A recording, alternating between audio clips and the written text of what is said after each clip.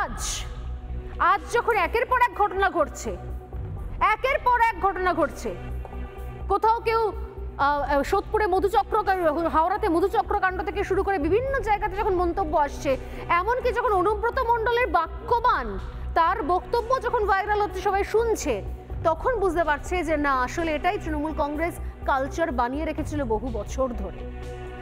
বাংলা নিজের মেয়েকে চায় ভালো লাগে দেখতে শুনতে পোস্টারে, আর বাস্তবে বাংলার নিজের মেয়েরা প্রত্যেক মুহূর্তে অপমানিত, লাঞ্ছিত হচ্ছে। হাঁসখালি থেকে সন্দেশখালি, অভয়াকাণ্ড থেকে আরো অনেক ঘটনা, যে প্রান্তে যাবেন যেখানেই শুনবেন। তাই আজ শুভেন্দু অধিকারীর সভাতে রেখা পাত্রর না থাকার কারণে যারা একটা শ্রেণী মঞ্চে নেমে, রাস্তায় নেমে যারা প্রচার করা শুরু করে দিয়েছেন রেখা পাত্র জয়েন করলো বলে তৃণমূল কংগ্রেসে, তাদের কাছে একটাই প্রশ্ন, কি মনে হয় রেখা পাত্রকে তৃণমূলে জয়েন করাতে পারলে এই এতদিনের যাবতীয় যা যা কিছু মন্তব্য সবকিছুকে ডিলিট করে দেওয়া যাবে, সমস্ত ইমেজকে ঠিক করে দেওয়া যাবে? মহিলা ভোট ব্যাংক বিভিন্ন জায়গা থেকে প্রশ্ন করা শুরু করেছে যে লক্ষ্মীর ভান্ডার চাই না, নিরাপত্তা চাই, বাড়ির ছেলে মেয়েদের চাকরি চাই, কাজ চাই, চাই না লক্ষ্মীর ভান্ডার, চাই না কোনো স্ত্রী সাথী। মহিলারা তৃণমূলের কাছ থেকে কি মুখ ফেরানো শুরু করে দিয়েছেন?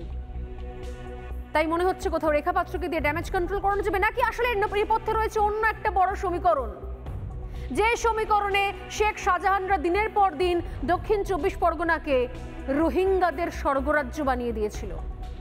যদি বিধানসভায় কোনো অঘটন ঘটে যায়, কারণ যেহেতু আগে ইলেকশনে রেখা পাত্রর অনেকটা লিড দেখতে পাওয়া গেছে, তাহলে কি কোথাও ঘেলা ঘুরে যেতে পারে, মুখোশ খুলে যেতে পারে? দীর্ঘদিন ধরে সোনা পাচার, গরু পাচার, না মেয়ে পাচার থেকে শুরু করে রোহিঙ্গা নিয়ে আসা সবকিছু বন্ধ হয়ে যেতে পারে। অতএব যতটুকু সম্ভাবনা আছে সেটুকুকেও কুক্ষিগত করো, পকেটে পড়ো। রেখা পাত্রর ওপর নজরের কারণটা কি, নজর রাখবো। তবে তার আগে শোনাবো রেখা পাত্রর স্বামী, তিনি কি মারাত্মক অভিযোগ করছেন, শুনুন। এই মুহূর্তে এখন ভালো আছে, অনেক ভালো আছে। টিএমসি যেটা মিডিয়ায় দেখছি আমি, যে প্রচার চলছে, এটা টিএমসি পুরোটাই মিথ্যা প্রচার করছে। এই মুহূর্তে এখন ভালো আছে, অনেক ভালো আছে। টিএমসি যেটা মিডিয়ায় দেখছি আমি, যে প্রচার চলছে, এটা টিএমসি পুরোটাই মিথ্যা প্রচার করছে। রেখা পাত্র অসুস্থ কিনা সেটা আমরা দেখলাম। আজ বিজেপি প্রতিনিধি দল, মহিলা বিধায়ক, বিজেপি নেতা শঙ্কুদেব পান্ডা তার সঙ্গে হাসপাতালে দেখা করে এলেন, এবং সে সময় রেখা পাত্র কি বলছেন সেই ভিডিও সামনে এসে পৌঁছয়।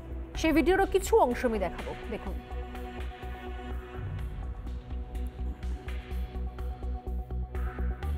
কেন করছে এই তৃণমূল থেকে, এরা কি চাইছে? আর বারবার এই কি নাম আমাদের সন্দেশখালী সুজয় মাস্টার, এই সুজয় মাস্টার কে? এ তো প্রথম থেকে নিজেই বলছে যে আমার বাড়িতে তৃণমূলের জন্ম, তারপরও কেন একে নিয়ে ওর সাথে আমার নামটা জড়িয়ে বারবার কেন কালিমা লিপ্ত করতে চাইছে আমি বুঝতে পারছি না।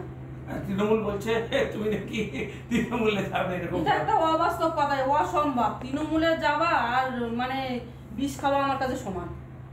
তৃণমূলে যাওয়ার কোনো প্রশ্নই আসে না। ভারতীয় জনতা পার্টি আমাকে যে সম্মান দিয়েছে, যে বিপদের হাত থেকে বাঁচিয়েছে, আমি সেই ভারতীয় জনতা পার্টিকে সম্মান করি, আর সেই ভারতীয় জনতা পার্টিতেই আমি থাকতে চাই। আর যদি আমি কখনো পলিটিক্স নাও করি, তবুও আমি এই ভারতীয় জনতা পার্টিকেই সাপোর্ট করি।